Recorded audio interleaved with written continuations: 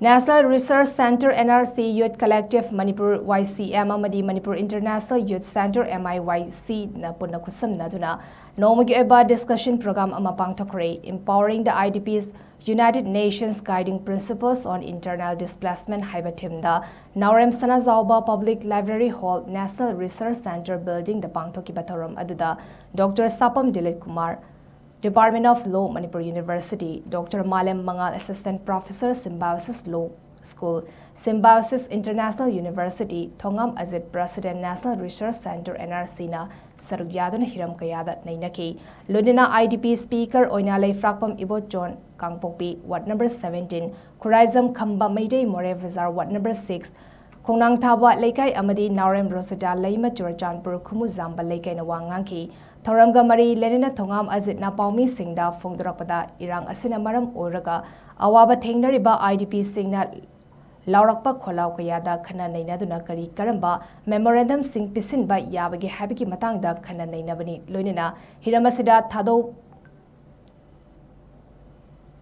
Paite Mar Amadi Maite Londa Iba Larik Singsu Fonglagani Haba Wafam Thamki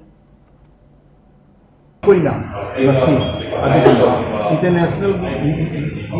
United Nations na piba IDP sila pigil may guidelines ng mayang ito kasi madong makoy